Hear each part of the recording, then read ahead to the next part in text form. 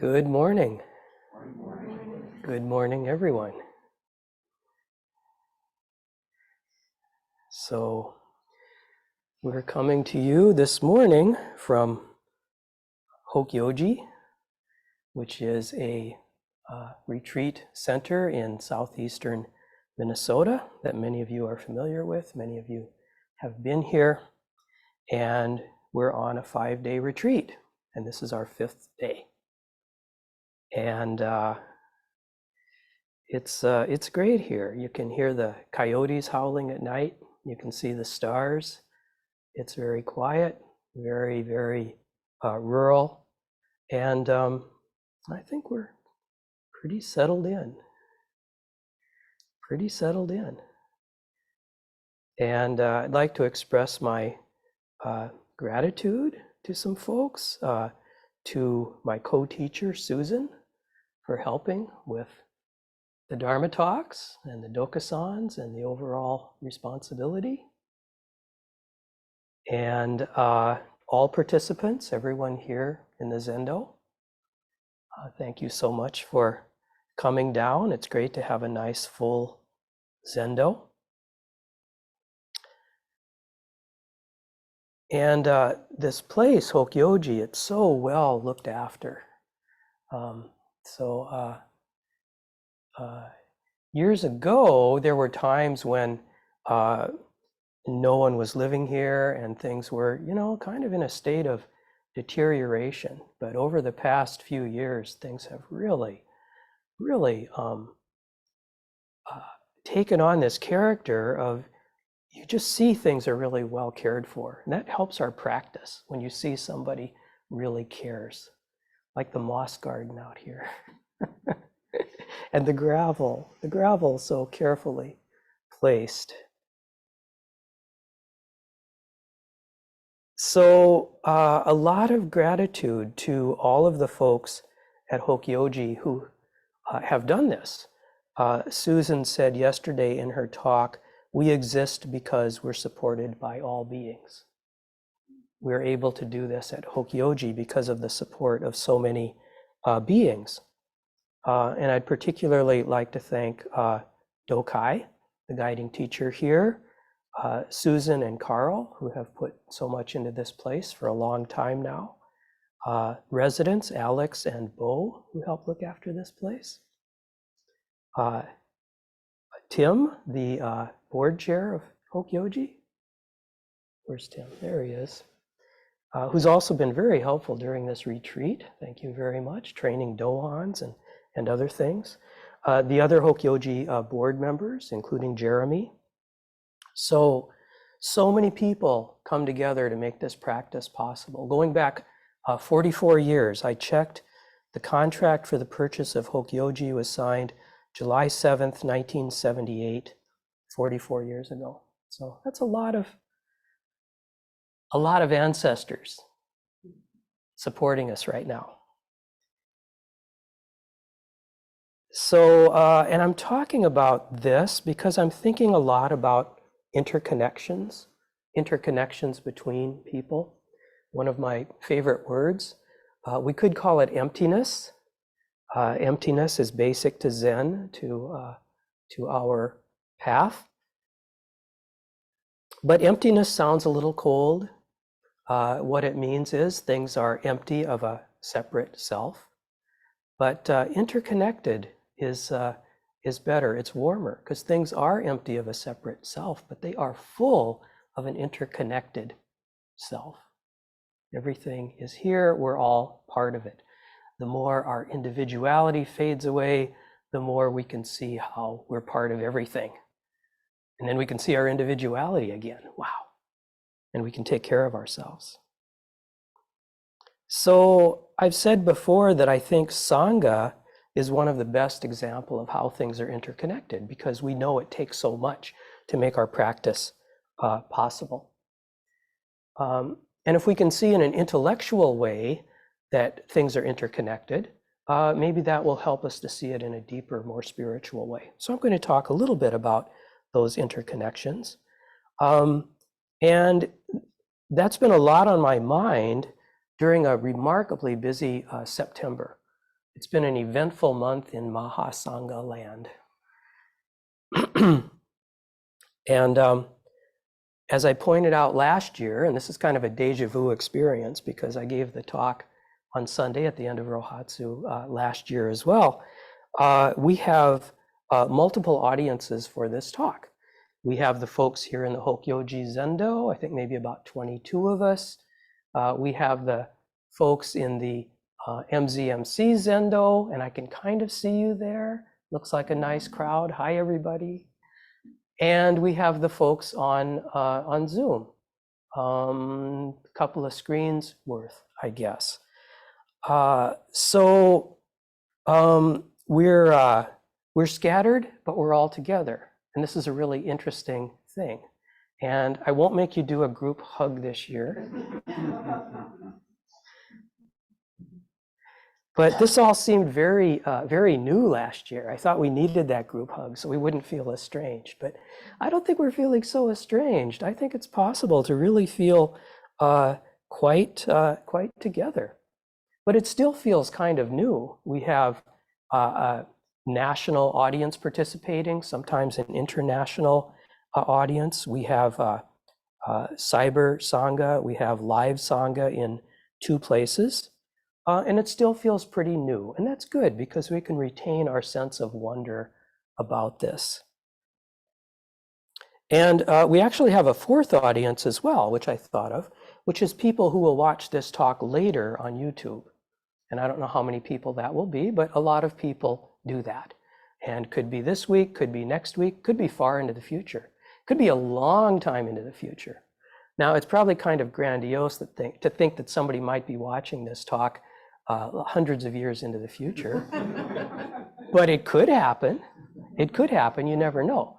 And so you kind of wonder, will these future people hold us in the same kind of esteem that we hold our Chinese ancestors when they can see us on YouTube and see all of our sort of humanity and all of our quirks and all of our failings? I don't know. I don't know. But I guess I'd just like to say, to you future people, I hope you do, and I hope you've kind of gotten over that putting the teacher on a pedestal type of thing where, teachers can't have human frailties. I hope centuries from now that's been worked out because it's caused some problems, so come on.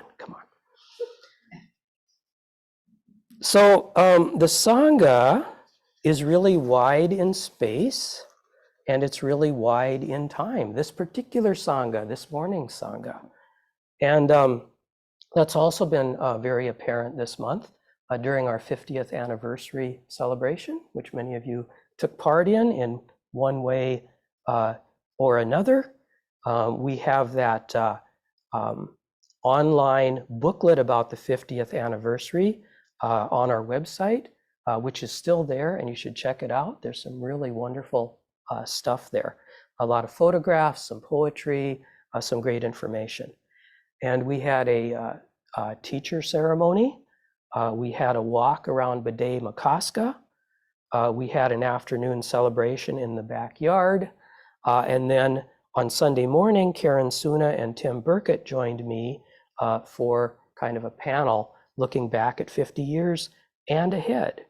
And it was great. It was great. There's a lot of family participation. It was a beautiful weekend.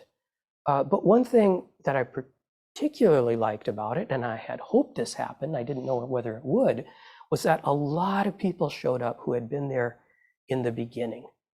The founders of our temple, who, folks who had started sitting by themselves and then finding Katagiri and convincing him to come here, purchasing our building, purchasing Hokyoji. Priests ordained by Katagiri, we had a number of them, folks from other centers, leaders of other centers, and I think MZMC was really honored to have these folks. And really gave me a sense, and I hope others, a sense of our Sangha existing through time. And so 50 years, 50 years is a lot. And 50 years is like that. It's nothing at all. You know, Buddhism is about 2,500 years old. So 50 years is exactly 2% of Buddhism in time, which doesn't sound like much, but actually it sounds like quite a lot. And Zen has been in this country for 100 years now. This year is the 100th anniversary of the arrival of Zen in this country, and that is 4% of Buddhism. So it's both a little and a lot, but innumerable beings over inconceivable time have brought us this practice, going back to Shakyamuni and all of the Buddhas prior to Shakyamuni. And one more thing that's helped me think about the Mahasangha, the Great Sangha, is 1 week ago, I attended the Soto Zen Buddhist Association conference online, which is something that happens every 2 years, and it's for teachers in the Soto Zen tradition. And it's a national network of teachers, and Ben Connolly from our Sangha was the kind of the MC for the event because he's the outgoing chair. And the incoming chair is Dokai, who couldn't be here this morning. And there was a theme for the event. I don't think it was ever overtly stated, but it looked to me like the planners for the event had this in mind. So this is kind of my idea of what it was about. Basically about how Zen can change its forms in order to meet folks where they are and to support them as Zen transitions from an Asian practice. Because you know, Buddhism, the way it got to us is basically Buddhism started in India, it went to China, then to Japan, then here. And I feel great gratitude to Katagiri and to our Japanese ancestors and all the ancestors going back to Shakyamuni for this practice. And in a recent Sunday talk, Carol Iwata reminded us of the importance of remembering that, remembering where Zen came from.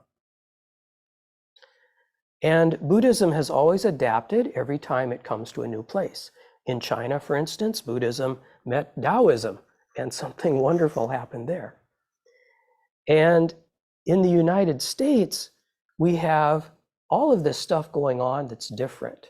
Now, some of the stuff that I'm going to mention is going on in Asia too. So some of it is stuff that's unique to the US, some of it is stuff that's just new stuff everywhere.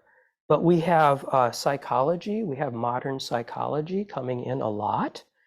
We have the sense of individualism in the United States, which is very strong. We have a more involved laity in the United States. We have a greater consciousness of inclusivity, which I think is arising everywhere. And we have men, women, and non-binary folks all practicing together. And Zen is going to change. That's a lot of stuff. It's going to change. And we don't know what will happen. So at this conference, Duncan Williams spoke, and he talked about Japanese Americans in concentration camps in World War II and their creative approach to ritual when they were denied some of the things that they usually had. They did it. They found ways to do it. The Byakuren Judith Regier spoke, and she's spoken in our Zendo about this. And I've spoken before about what she said, and she talked about Zen and how it relates to things like awareness of the body, trauma, emotions. And her thesis is kind of that it hasn't always done so well in these areas, that there's been this kind of emphasis on tough guy Zen, and that people are starting to look at that and kind of question that a little bit. There was a panel on inclusivity inclusivity based on race, gender, sexual preference, disability, and other things, and how our Sanghas can achieve that. There was a panel specifically on disability. There was a panel on our approach to ritual and various approaches that we might take. How do we honor the ritual that we have received while also being open to ways of doing it differently that might reach people better? So SCBA made me think about interconnections with other Zen people, interconnections with our own culture and with other cultures. And so all of these things, these Mahasangha things I've been talking about, gives me a sense of connectedness, many people working together, vast in space and time, a sense of vastness. And I love that sense of vastness, and I like to cultivate that. And a number of people down here have mentioned the stars. The stars are so great down here. You can really see them, and you can look at the stars, and you have such a sense of vastness. And in Zen, we deliberately cultivate that sense of vastness because it opens us up. It opens us up when we see how small and insignificant we are. It's okay to be insignificant. Actually feels pretty good. You're large too, don't worry. The Diamond Sutra.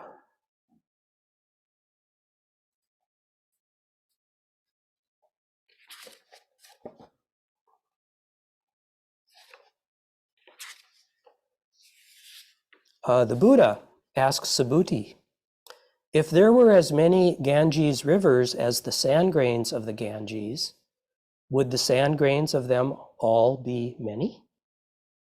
And Subhuti says, yes. Subhuti, I will declare a truth to you. If a good man or good woman filled 3,000 galaxies of worlds with the 7 treasures for each sand grain in all those Ganges rivers, and gave all away in gifts of alms, would he gain great merit?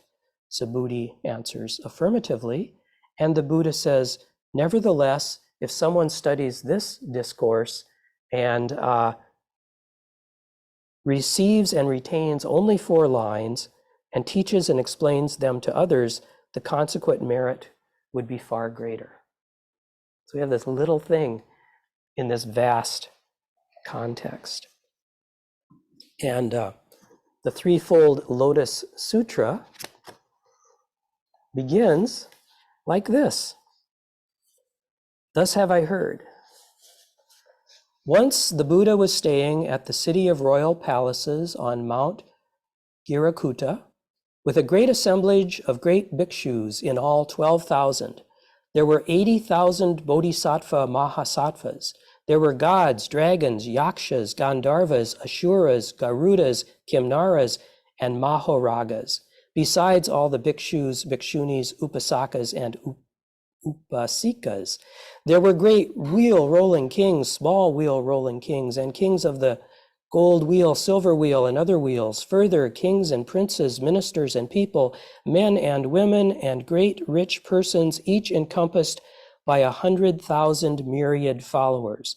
They went up to the Buddha, made obeisance at his feet, 100,000 times made procession around him, burned incense, and scattered flowers. After they variously worshiped, they retired and sat to one side. And it goes on and on like this. Vastness, vastness. Because that takes us out of ourself. That's why. If we can realize how small we are in these vast, vast worlds. These vast, vast worlds that are just tiny portions of other vast worlds. So if we're out of ourself, we're not dominated so much by our own personal needs, We can enter into not knowing, and we can give it all back each moment. Each moment. We don't have to keep it. We don't have to keep it. We can be free. We can be free.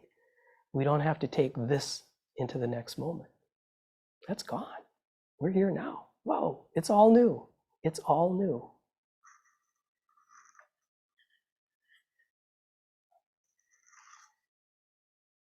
And we can let awakening happen. We can let awakening happen. You can do that because it's not about you. It will happen when it happens without you. What you can do is you can work on the conditions for awakening, and you can make ready. But then you have no stake in whether it happens or not, because it's not about you. You can let awakening happen.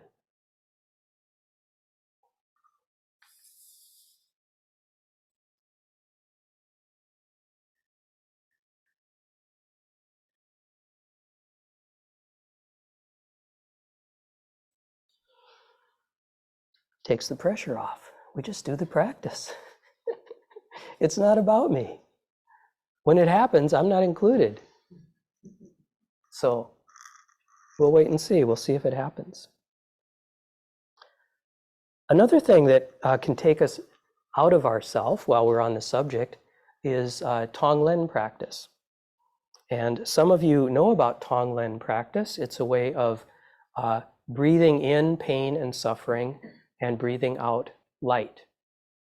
And it's actually a pretty sophisticated practice, and it's not something to be done casually, and you should actually be trained in it before you do it, because if you do it and you're not ready, it can be really difficult. But you get trained in it, you breathe in suffering, and you breathe out light. You're breathing in the suffering of others. And I had this little experience driving down here on the highway. You know, I love the drive down here. I come down on the river and I start in the city. I'm on I-35. And as I get here, roads get smaller, bluffs get higher, it's quieter, and my mind kind of begins to settle down. And then finally, I'm south of La Crescent on that road, that little two-lane highway that follows the river and kind of weaves around, a lot of curves, a lot of hills, and it's just beautiful. And I like to slow down and kind of, Hokyoji mind. It starts here on the highway.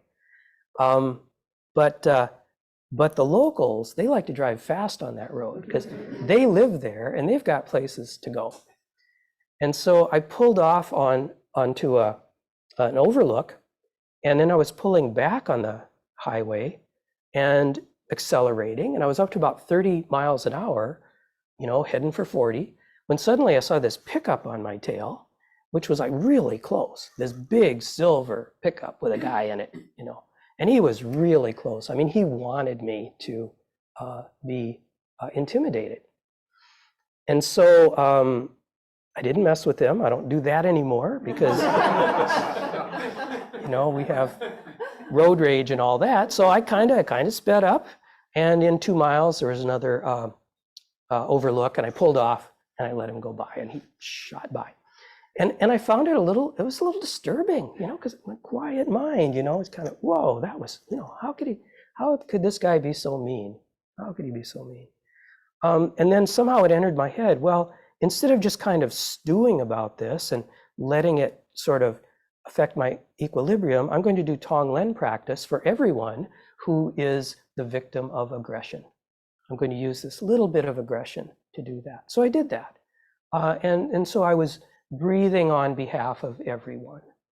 And it did change the situation. It's not all about me now. It's about everyone. And took me out of myself. Took me out of myself.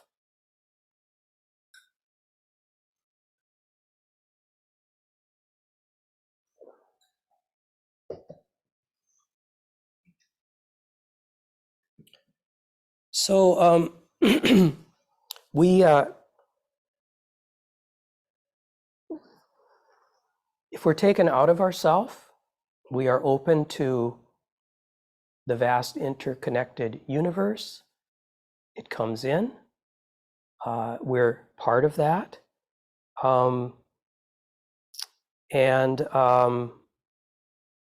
we care for others. We experience a selflessness. But we have to care for ourselves too. And that's kind of my subject this morning. It took me 24 minutes to get here, but that was the intro. Kind of my subject is self-care. And this is, I think, kind of a theme of mine. I talk about it a lot because I find that an inability to care for the self is perhaps the greatest impediment to our awakening.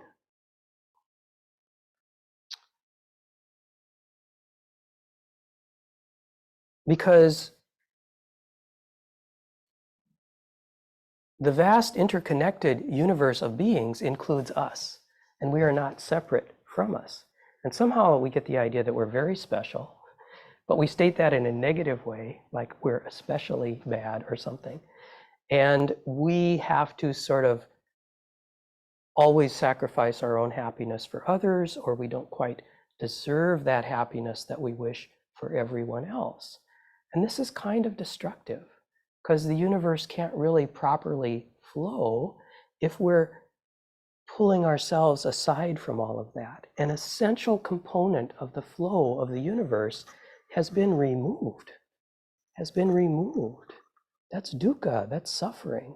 Suffering, dukkha, it's a wheel out of kilter. The universe is out of kilter because I've been removed from this flow that I see happening in the world. So if I can just enter the flow myself, if I can just let that happen, then it's okay. So I look after myself. And yeah, I do the tough guy Zen when it's appropriate, but I'm also careful about things. And I think that was a theme of the SZBA conference, because we kept coming back to that. I think it's been kind of a theme of this retreat. I really like leading retreats with Susan, because I think they're pretty quiet, pretty supportive. And so I wanted to find a koan about self-care, because we've been doing koans during this retreat. So I started looking for a koan, and I looked at the Blue Cliff record, didn't find anything. Looked at the Gateless Gate, didn't find anything. Looked at the Book of Serenity, didn't find anything. Now they may be in there. I didn't read those whole books. I picked up each one and I read a few koans, and I said, nope, that's not it. And actually, it's not so surprising that I didn't find one. And this was actually specifically mentioned by Byakuren, Judith, in her talk at SCBA, that a lot of the koans are really not about what she calls the descending aspect of Zen. And she uses these words, which I've mentioned at least once before, ascending and descending. I think they're nice terms to describe the Zen experience. Ascending is when we learn about emptiness, when we discover emptiness, discover that there's really no self here. And so we get to this place of practice that kind of doesn't involve our individual self. We've transcended it, so to speak. We don't have to worry about little Ted and his problems anymore. The problem is a lot of Zen stays there and thinks that that's the purpose of Zen, is to sort of transcend little Ted and not worry about his problems. But the descending practice, which we all must do, and I talk about this all of the time, is to come back to the marketplace, so to speak, to come back from that place of understanding of emptiness to this world of forms And look at what's here. Little Ted is here. How do you take care of this guy?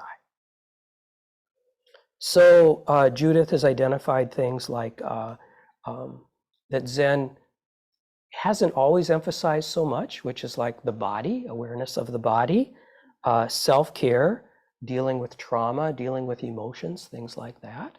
Now, I don't want to criticize Zen over much. I think that stuff has always been there, and people have always found a way to bring it in.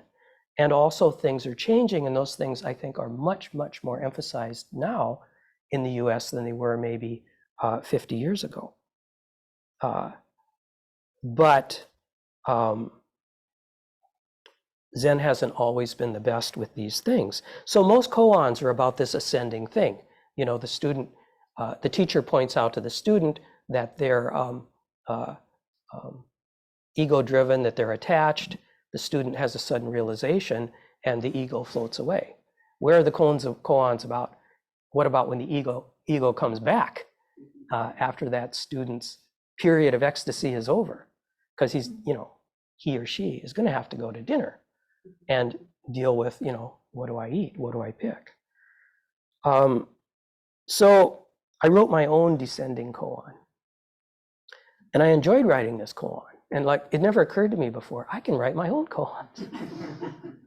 Hey, this is exciting. And people do that. We have the book of householder koans, which is really cool, which are koans that people have written. So here it is. If you're in the MZMC Zendo, I think it's on your program. And I think to the rest of us, it's going to be just new. So I'll read this. The student drops the rock. A teacher was walking down a dry, rocky stream bed at Hokyoji.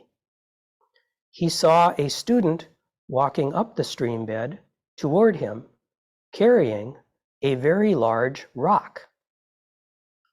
The teacher asked, "Why are you carrying a very large rock?" The student answered, "To save all beings." The teacher asked, "How can carrying a very large rock save all beings?" The student replied, "All for them, none for me." The teacher said, "Please, please, dear student, drop the rock." After some hesitation, the student dropped the rock, and it fell to the rocky stream bed with a great noise. The student experienced great insight, and magically, the stream began to flow with water.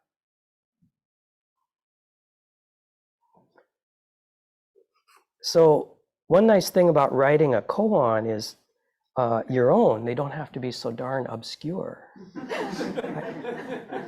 I think this is kind of an entry-level koan here, but nonetheless, I'm going to explain it a little bit. A teacher was walking down a dry, rocky stream bed at Hokyoji. He saw a student walking up the stream bed toward him, carrying a very large rock. The teacher asked, "Why are you carrying a very large rock?" The student answered, "To save all beings." The teacher asked, "How can carrying a very large rock save all beings?" The student replied, "All for them, none for me." And this is where the student has it wrong.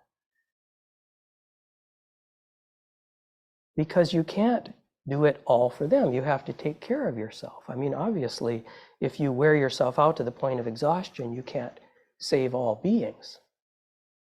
But it's not just about how hard you work and things like that. It's about something deeper. Am I Buddha too? Am I included in the universe of the Buddha? Am I somehow excluded from that? Do I want that for all other beings, but I'm going to stay here and watch? No, you have to accept it for yourself as well. And that's the practice. You let yourself be Buddha. You let yourself be Buddha.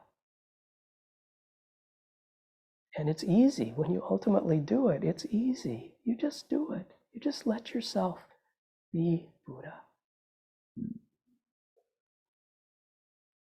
The teacher said, please, please, dear student, drop the rock. You'll note that the teacher did not hit the student with a stick. After some hesitation, perhaps many kalpas of hesitation, the student dropped the rock and it fell to the rocky stream bed with a loud sound.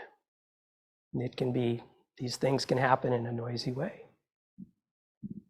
The student experienced great insight, and magically the stream began to flow with water. It's a dry stream bed with many rocks, and the rocks are like all of the creatures, all of the beings, many, many, many rocks. The student's carrying a very large rock, which is separate from the stream. When the student drops the rock, it is reunited with the rocks in the stream, and water flows. The harmony of the universe is restored. When we let it be, it's not just for us. We are restoring the harmony of the universe. We just have to allow ourselves to be in that flow. Just with great kindness, great compassion, kindness and compassion directed inward, directed outward, it's no different. Think of your love for the fellow people on retreat. I think we can grow to love each other in 5 days. Think of your love for these people, You're part of that too. You're part of that too. Bring it back, bring it back to yourself. Back to yourself.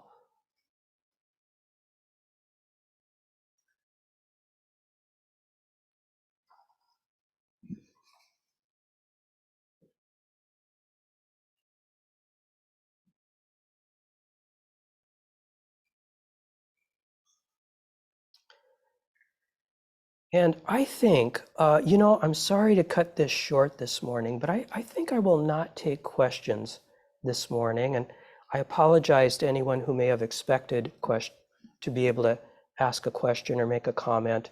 But on retreat, we tend not to do that. And it helps us to hold this container. So I would